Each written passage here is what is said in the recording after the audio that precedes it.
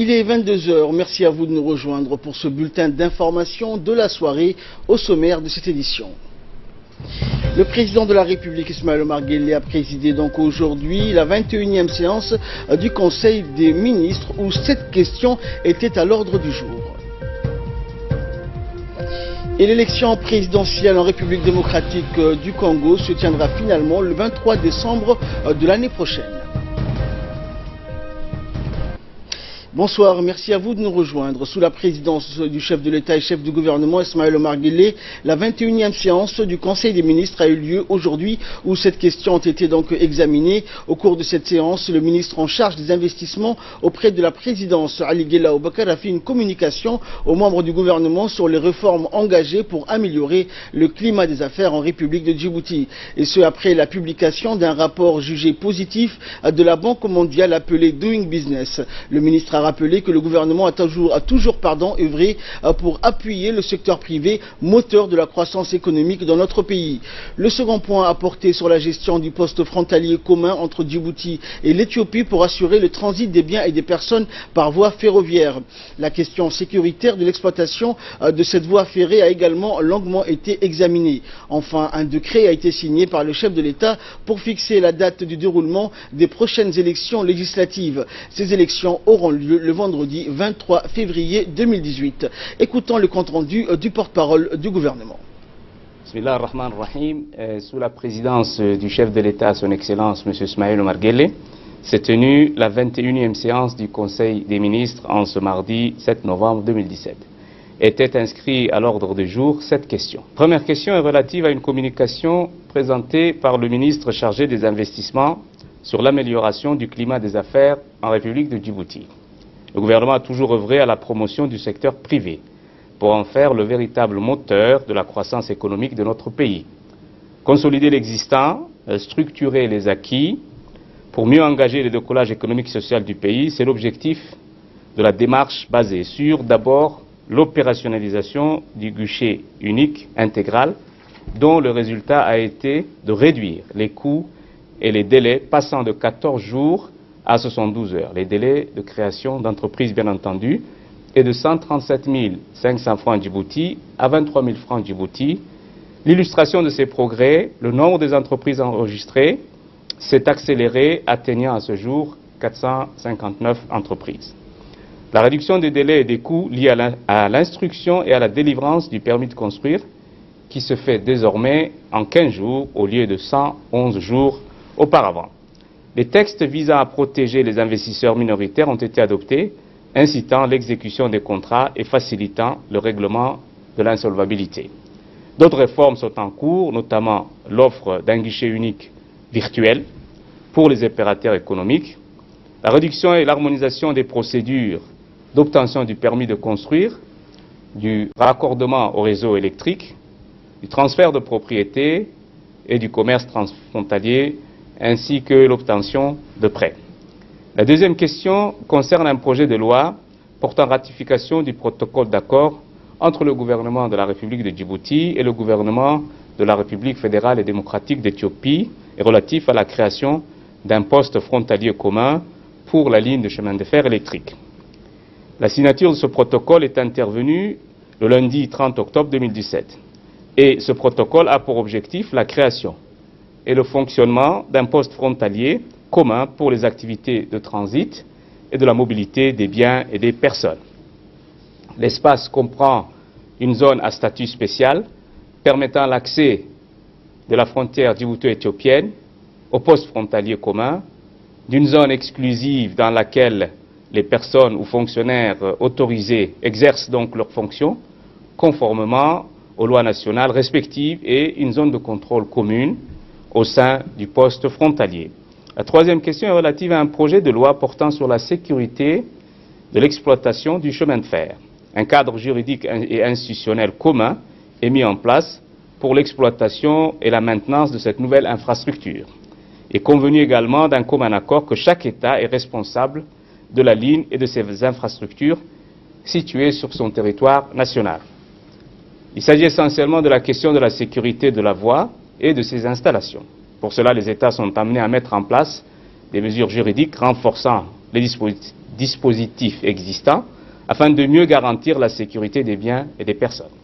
Ce projet de loi pourvoit aussi à la sûreté du public et du personnel dans le cadre de l'exploitation ferroviaire et à la protection des biens et de l'environnement.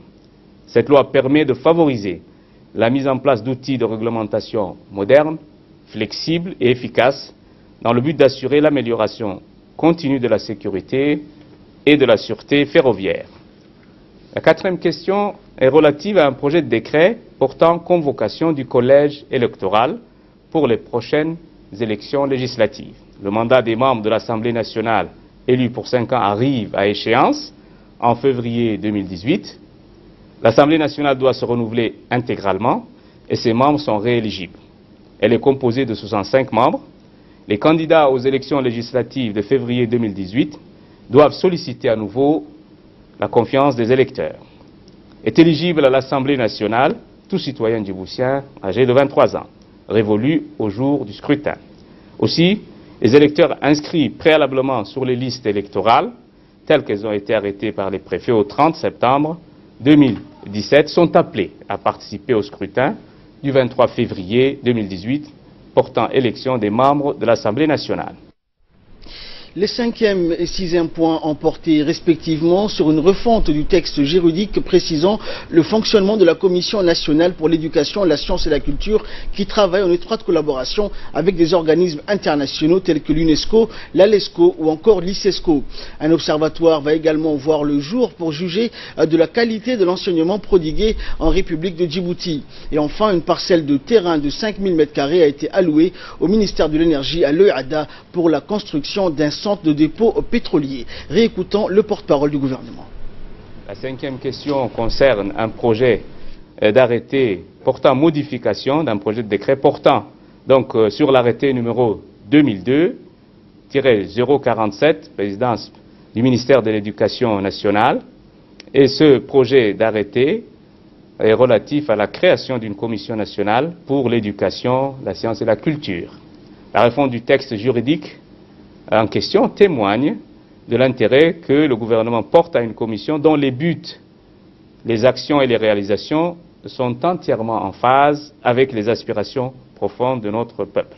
De même, la redynamisation de la Commission nationale pour l'éducation, la science et la culture intervient dans un contexte marqué par l'engagement toujours croissant des départements ministériels en faveur des domaines de l'éducation, de la science et de la culture, et cela confirme aussi la volonté politique encouragée et soutenue par la communauté nationale, voire internationale, et en particulier par l'UNESCO et les autres agences des Nations Unies résidant à Djibouti.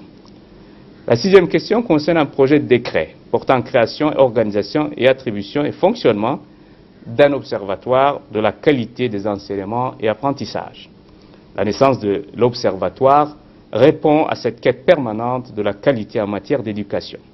De façon pratique, il s'agira donc, dans le domaine de la qualité de l'éducation, d'imposer un impératif de réussite à tous les niveaux d'enseignement, base, moyen et secondaire, sur la base d'une reddition des comptes. Pour relever ce défi, l'implication de tous les acteurs, notamment les enseignants, les chefs d'établissement et le corps d'encadrement dans leur mission fondamentale de transmission du savoir, des valeurs et des compétences doit être effective. La qualité et la pertinence des enseignements-apprentissages constitue un enjeu central qui sera au cœur des missions assignées à l'Observatoire. La 7e question est relative à un projet d'arrêté portant affectation d'une parcelle de terrain au ministère de l'Énergie. Cette parcelle d'une superficie de 5000 m², sise à l'OEADA au profit du ministère de l'Énergie, est destinée à l'installation de cuves de stockage des produits pétroliers aux différentes sociétés résidant à Djibouti, ainsi qu'un espace de stationnement pour les camions-citernes. En fin de séance, un certain nombre de ministres ont fait rapport de leur mission à l'étranger au Conseil. Le ministre des Affaires étrangères a commencé par faire son rapport sur une réunion qui a réuni les chefs d'état-major des armées des pays membres de la coalition, luttant donc contre la junte qui a fait le coup d'État au Yémen. Les ministres des Affaires étrangères de ces pays-là, au nombre de 13, ont participé à cette réunion à Riyad, et c'était le 19 octobre 2017. Le ministre des Affaires étrangères a également fait rapport de sa mission de travail au Maroc qui s'est déroulée du 30 octobre au 1er novembre 2017. Le ministre de l'Équipement et des Transports a pour sa part fait un compte-rendu au Conseil de sa participation à la 10e commission mixte ministérielle djibouto-éthiopienne sur le projet nouveau du chemin de fer. Le ministre délégué chargé de la décentralisation a fait également un rapport au Conseil des ministres de sa participation à une réunion importante avec à Khartoum dans le cadre de l'IGAD. Cette mission s'est déroulée du 28 au 31 octobre 2017. Le ministre de la Santé a pour sa part fait un compte-rendu au Conseil de sa visite de travail en Arabie Saoudite du 24 au 28 octobre 2017. Le ministre de l'Économie a pour sa part fait rapport également de sa participation à l'Assemblée générale donc de la Banque mondiale, Assemblée générale qui a tenu ses assises à Washington du 15 au 20 octobre 2017. Et nous allons revenir donc sur les quelques points qui ont été abordés lors de ce Conseil de ministres avec Ali Abdoulaye. Bonsoir Ali. Bonsoir Ahmad. Donc nous allons principalement nous tourner vers la première question donc, qui a été examinée lors de cette séance où le ministre des Investissements auprès de la présidence chargé des investissements, donc Ali Gela Obakar, avait fait la communication aujourd'hui donc lors de ce Conseil du rapport Doing Business que le groupe de la Banque mondiale a rendu public le mardi 31 octobre dernier. Eh bien ce rapport mesure la réglementation des affaires, son application effective dans 190 économies du globe. Les indicateurs présentés et analysés dans ce rapport de la Banque mondiale appelé Doing Business évaluent la réglementation des affaires et la protection des droits de propriété ainsi que leurs effets sur les entreprises, plus particulièrement sur les petites et moyennes entreprises nationales. C'est afin donc de répondre à ces indicatifs que le gouvernement améliore donc chaque jour la bonne gouvernance afin que le développement engagé par le chef de l'État soit durable et que les politiques publiques soient la clé de la création et du développement des petites et moyennes entreprises. On voit ici à Djibouti que la croissance est depuis donc une dizaine d'années forte et incontestable. Les effets sont visibles et les chiffres parlent d'eux-mêmes. Le taux de la croissance économique est nettement supérieur au taux de croissance démographique grâce aux 5 réformes mises en œuvre pour la création d'entreprises, l'obtention des permis de construction, le transfert de propriété, l'obtention et la protection des investisseurs minoritaires. Djibouti donc a rejoint le groupe des 10 pays les plus donc améliorés sur le climat des affaires. Avec cela, je peux vous affirmer sur le classement, donc la République de Djibouti est passée à de la 171e à la 154e place, c'est-à-dire qu'elle a fait un bond de 17 places. Ce rapport met en relief, Ahmad, l'action gouvernementale en la matière. D'un point de vue global, donc l'Afrique affiche des belles performances dans 3 domaines, à savoir l'obtention des permis de construction, le transfert de propriété et le paiement des impôts et taxes. L'Afrique subsaharienne, quant à elle, donc, continue d'accélérer les rythmes de ces réformes avec 36 pays ayant mis en œuvre 83 réformes pour améliorer le climat des affaires. Bien sûr, notre pays donc doit poursuivre ces réformes et veiller à l'application des règles. Autre point, Ali, donc, qui ont été discutés, examinés durant ce Conseil des ministres, il s'agit bien sûr de l'exploitation de la voie ferroviaire qui exige, elle, une surveillance, une vigilance accrue pour que cette infrastructure puisse fonctionner, Ali, normalement, sans être entravée par le moindre obstacle. Les agents de sécurité, donc, qui veilleront à l'application des mesures juridiques et réglementaires pour sauvegarder cette infrastructure vitale pour l'économie du pays et pour le transit des biens et des personnes. Alors Ali, quelles sont les mesures sur lesquelles s'appuieront ces agents de sécurité sur cette voie ferrée de la partie djiboutienne, il faut le préciser. Et donc à l'instar des dispositions du droit commun, cette présente loi institue des dispositions spéciales relatives aux infractions commises en matière de sécurité ferroviaire et punit donc des peines prévues par le code pénal. Quiconque volontairement détruit même partiellement ou gêne même momentanément la circulation sur la voie ferrée place sur la voie donc un objet susceptible de faire obstacle à la circulation ou emploie donc un moyen quelconque pour entraver la marche marche de tout véhicule ferroviaire ou le fer des rails. Les MPM sont impliqués à quiconque volontairement perturbe ou détruit les moyens de télécommunication et signalisation nécessaires à l'exploitation du chemin de fer. Quiconque aura volontairement employé un moyen quelconque aux fins de faire dérailler les véhicules ou provoquer leur collision sera puni à la réclusion criminelle. S'il y a eu homicide ou blessure, le coupable sera donc dans le premier cas puni de réclusion criminelle à perpétuité et dans le second d'une peine de la réclusion criminelle. Si les faits prévus à l'article 11 ont été commis en réunion séditieuse avec rébellion ou pillage, ils sont imputables aux chefs, auteurs, instigateurs et provocateurs de la réunion qui sont punis comme coupables et de ces crimes et condamnés aux mêmes peines que ceux qui les ont personnellement commis, même si la réunion séditieuse n'a pas eu pour but direct et principal la destruction de la voie ferrée. Merci Ali pour toutes ces explications. Le président de la République, Ismaël Omar Guelleh, a adressé hier lundi un message de condoléances au roi du Royaume d'Arabie Saoudite et gardien des deux lieux saints, Sa Majesté Salman bin Abdulaziz Al Saoud, suite au décès survenu samedi du prince Mansour ben Mourine, vice-gouverneur de la province saoudienne d'Assir, dans un crash d'hélicoptère. Dans son message, le président Guelleh a exprimé sa solidarité et vive émotion au roi et au peuple frère et ami d'Arabie Saoudite. La nation djiboutienne tout entière compatit avec le royaume frère saoudien dans le deuil causé par la disparition subite du prince Mansour ben Mourine, a écrit le président de la République, qui a émis le vœu que ses condoléances attristées soient étendues à la famille, aux proches et amis du défunt.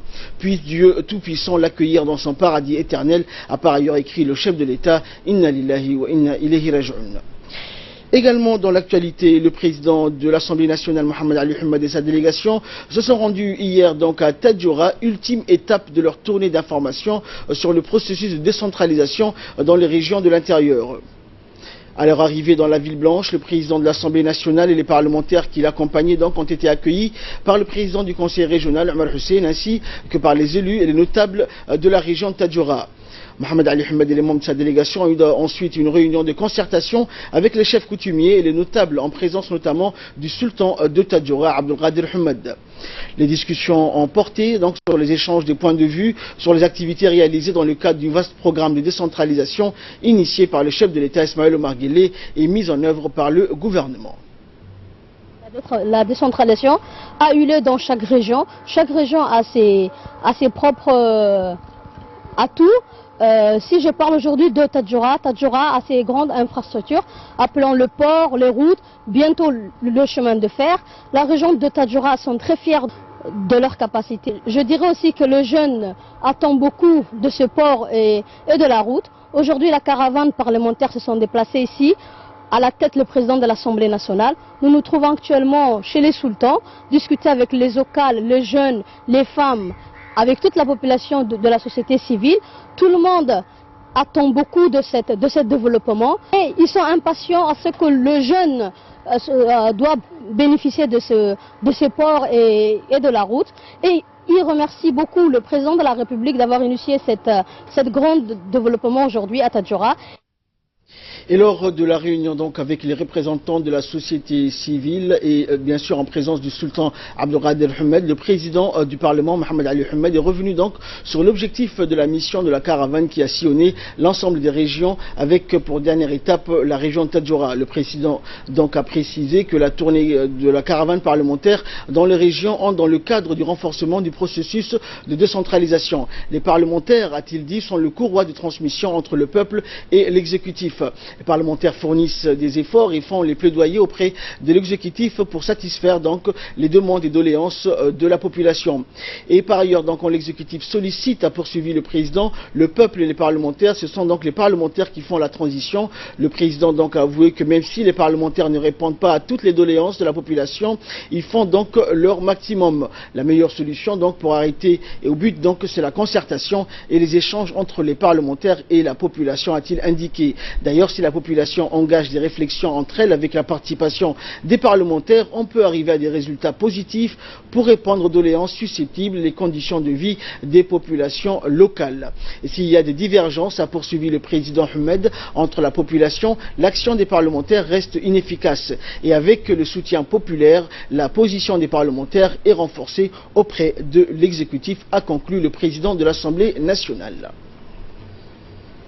Et après les sages, ce fut au tour des représentants des associations de jeunes de Tadjoura d'interpeller les élus nationaux, notamment ceux issus de la région de Tadjoura, sur de nombreuses questions axées non seulement sur la décentralisation, mais aussi sur les aspirations des jeunes ainsi que les obstacles qu'ils rencontrent et qui freinent leur épanouissement. La lutte contre le chômage, les immenses opportunités qu'offre le nouveau port de Tadjoura en termes de création d'emplois, la nécessité d'une meilleure coordination entre les différents domaines dont les élus, les notables et les jeunes sont autant de sujets qui ont été évoqués lors de cette rencontre. Le président de l'Assemblée nationale et sa délégation ont pu recueillir par la même occasion les doléances des jeunes, dont celle d'octroyer des équipements nécessaires au siège du réseau des associations des jeunes de la région. Notons enfin que la visite à Tadjoura met fin à la tournée d'information de la caravane parlementaire sur le processus de décentralisation que poursuivait depuis 2 semaines le président de l'Assemblée nationale. De voir ensemble, discuter sur le sort de la population et de la région. Donc, nous espérons travailler ensemble pour le développement de notre pays, de notre région, au niveau national, avec une étroite collaboration avec les experts en droit constitutionnel. Nous sommes à votre disposition afin de discuter de toutes les vies de notre préoccupation. Je vous remercie.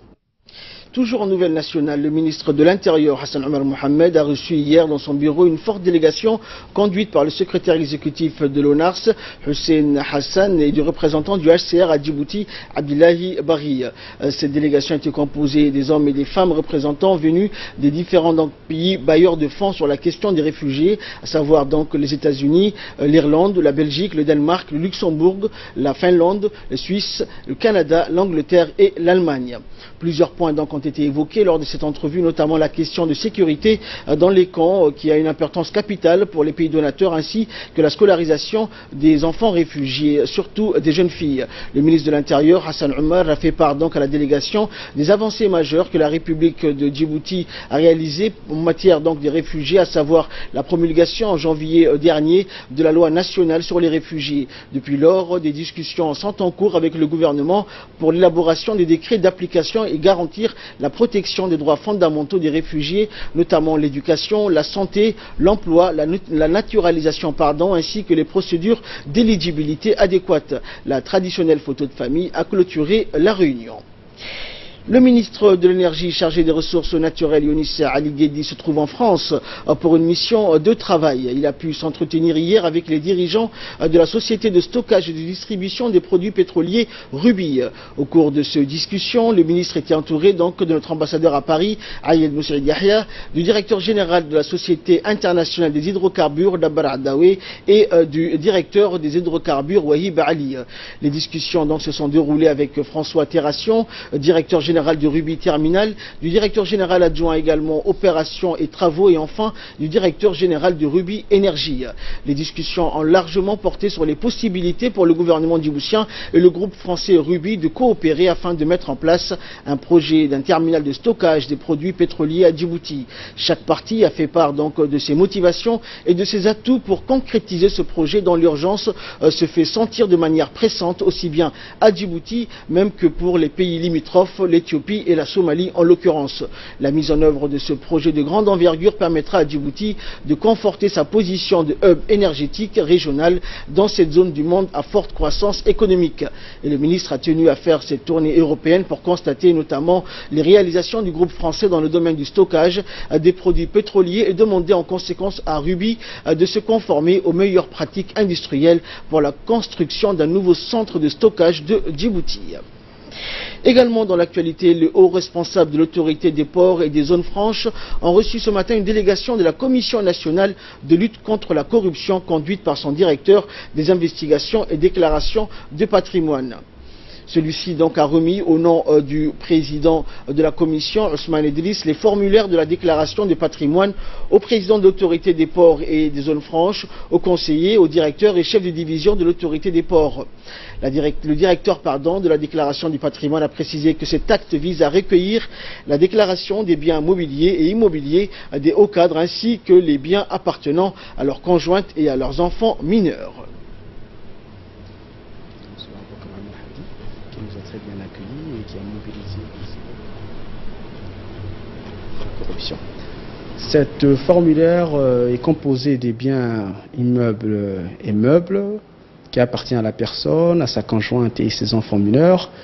Et il a un mois pour le faire. Au-delà, il y a une amende qui est prévue par la Commission nationale de lutte contre la corruption et d'autres sanctions qui peuvent être faites par le parquet de la République, des poursuites pénales qui peuvent être faites par le parquet.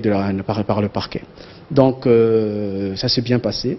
On a été bien accueillis et on va essayer de faire pour les autres institutions. Jusqu'à présent, nous avons fait la déclaration de patrimoine de 320 à 340 personnes au cadre qui sont du ministère de la Communication et de 5 à 6 ministères. Donc nous allons prochainement faire pour les autres ministères et pour les établissements publics restants.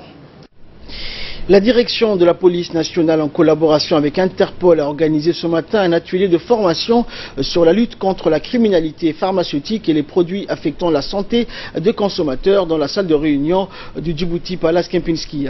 L'objectif étant de combattre la criminalité pharmaceutique en toute concertation avec tous les acteurs de la société, à savoir donc les douanes, la santé, la justice et la police nationale. Les produits contrefaits sont des substances à risque pour la santé de nos concitoyens et peuvent être à cause donc de pertes humaines. L'atelier donc a été présidé par le directeur général de la police nationale, le colonel Abdillahi Abdi, et a regroupé plusieurs responsables des forces publiques, du ministère de la Santé, des douanes et du ministère de la Justice, ainsi que des experts internationaux venus du Burkina Faso et de la Côte d'Ivoire.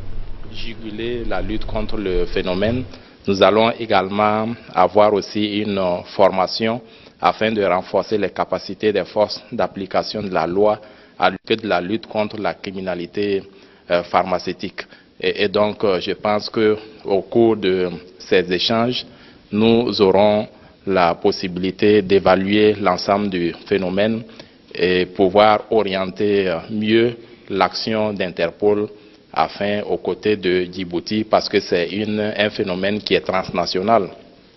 Et de son côté, le directeur général de la police nationale, le colonel Abdillahi Abdi, a expliqué donc les différents dangers que représente la criminalité pharmaceutique à Djibouti, les produits contrefaits qui circulent donc de nos jours sans limite, et la police nationale agit avec toutes les forces publiques et de la justice pour combattre au mieux ces criminels au niveau national. Nous l'écoutons.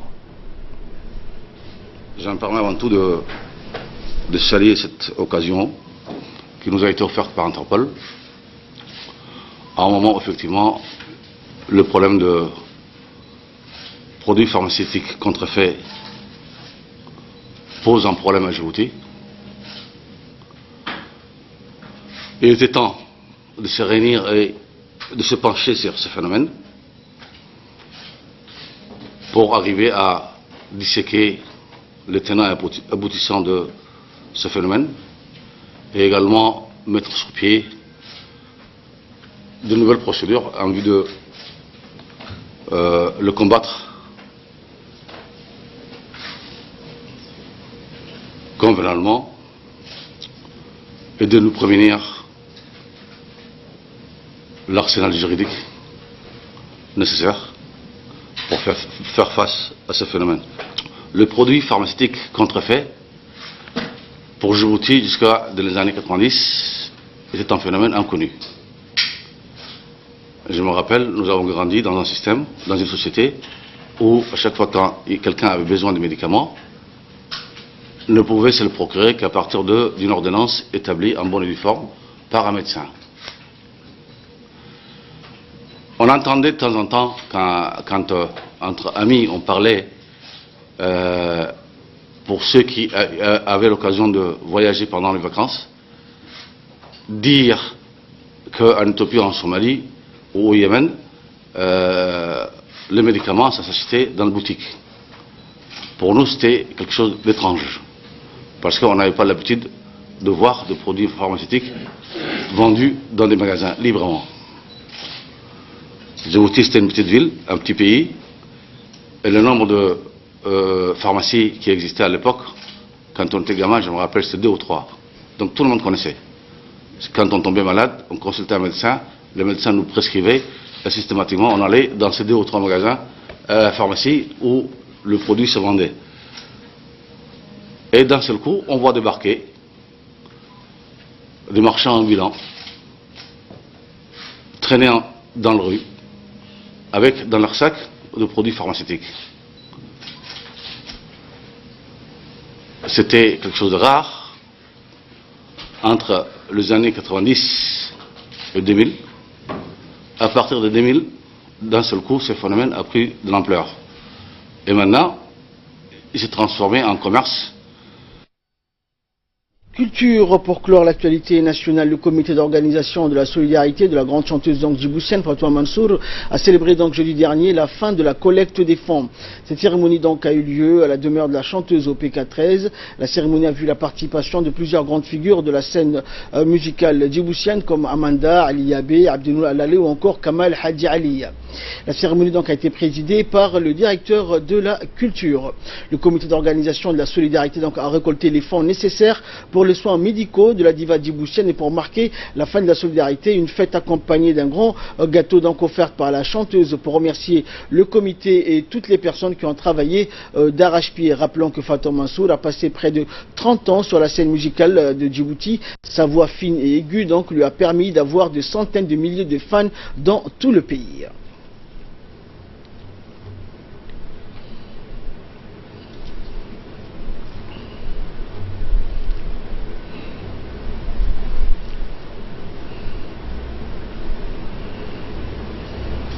Une journée nationale consacrée aux artistes organisée le 12 décembre de chaque année.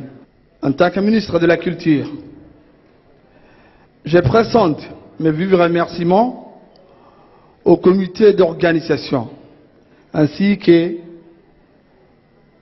public ici présent pour leur soutien indéfectible et leur solidarité fraternelle. Et je souhaite un prompt rétablissement à nos artistes malades tels que Fatouma Mansour, Fatouma Ahmed et Fouad Ahmed. Et de là, nous passons à l'actualité hors de nos frontières avec Ali Abdillahi. Donc Ali, l'ONU met la pression sur la Birmanie concernant les musulmans Rohingyas. Le Conseil de sécurité, bien évidemment, de l'Organisation des Nations Unies a appelé hier la Birmanie à mettre fin à sa campagne militaire dans l'État Rakhine et à permettre aux centaines de milliers de réfugiés musulmans Rohingyas exilés au Bangladesh de revenir chez eux. Renonçant donc à une résolution sous la pression de la Chine, proche soutien de la Birmanie, le Conseil de sécurité a adopté une déclaration conjointe qui condamne la violence ayant poussé les Rohingyas musulmans à fuir en masse la Birmanie depuis fin août. Et sur le plan humanitaire, Ali, qu'en est-il? Quelques 900 000 musulmans Rohingyas de Birmanie ont entassé aujourd'hui dans des camps insalubres, dans des camps de tentes dans le sud du Bangladesh. L'exode de plus de 600 000 d'entre eux, donc depuis fin août, a été qualifié par l'ONU d'épuration ethnique. La Birmanie a démenti une telle intention, assurant ne vouloir que neutraliser des éléments Rohingyas extrémistes. Dans leur déclaration, les 15 membres du Conseil de sécurité dans Pékin expriment leur grave préoccupation devant les violations des droits de l'homme, incluant celles commises par les forces de sécurité de la Birmanie. Ces violations incluent des meurtres, des abus sexuels et la mise à feu des maisons et des biens des Rohingyas musulmans dans l'ouest birman. Et tuerie donc du Texas, l'armée avoue une grave erreur à lire. Après donc des fusillades de Sutherland Springs, l'armée de l'air américaine a avoué une grave erreur. Des informations primordiales sur le tueur n'avaient pas été communiquées au FBI. Devin Killey, ancien caporal, avait été jugé en 2012 pour violence conjugale et condamné à 12 mois de détention. Un jugement qui n'a pas été donc inscrit au registre national d'information criminelle criminel, ce qui aurait empêché peut-être que cet homme achète des armes utilisées dimanche dernier. Quelqu'un donc au Pentagone n'a pas rentré les informations concernant Devin Killey dans la base de données nationale. Une enquête pour l'instant a été ouverte par l'armée de l'air. Merci Ali pour toutes ces précisions. Mort mystérieuse de tortues au large du Salvador. Des centaines de tortues de mer ont été retrouvées mortes au large des côtes du Salvador par des pêcheurs. Une véritable hécatombe que ne s'expliquent toujours pas les responsables du ministère salvadorien de l'Environnement. La plupart de ces tortues avaient déjà commencé à se décomposer lorsqu'elles ont été repêchées. Des tests sont en cours pour déterminer la cause de leur décès. En 2013, des centaines de tortues de mer avaient déjà été retrouvées dans la même zone. À l'époque, les autorités avaient mis en cause des algues toxiques présentes dans tous les océans du monde, à l'exception de l'océan Arctique. 6 des 7 espèces de tortues connues sont considérées comme vulnérables ou menacées par la pollution, le braconnage et les méthodes de pêche dévastatrices comme le poison ou la dynamite. Archéologie pour clore ce journal et pour cela direction le Kazakhstan pour basculer dans la préhistoire. En effet, il a été découvert des gravures sur pierre du site de Tambali inscrits au patrimoine mondial de l'humanité qui donnent un aperçu de la vie culturelle des anciennes populations pastorales d'Asie centrale. Et c'est à Tambali, à 170 km au nord-ouest d'Almaty, d'étonnantes gravures sur pierre que l'on appelle aussi pétroglyphes ornent des rochers donc disséminés dans la steppe. Et le chercheur Rina Shapirov qui étudie les pétroglyphes indique qu'en général les pétroglyphes représentent des animaux et des hommes avec des têtes en forme de soleil. Il y en a beaucoup donc qui datent de l'âge de bronze, de la période comprise entre le 14e et le 12e siècle avant Jésus-Christ. Ces images sacrées mais aussi des vestiges d'hôtels, de lieux de culte et des sépultures sont autant de témoignages précieux sur le mode de vie des anciennes populations pastorales d'Asie centrale. Et c'est ainsi que prend fin ce journal. Merci à vous de nous avoir suivis.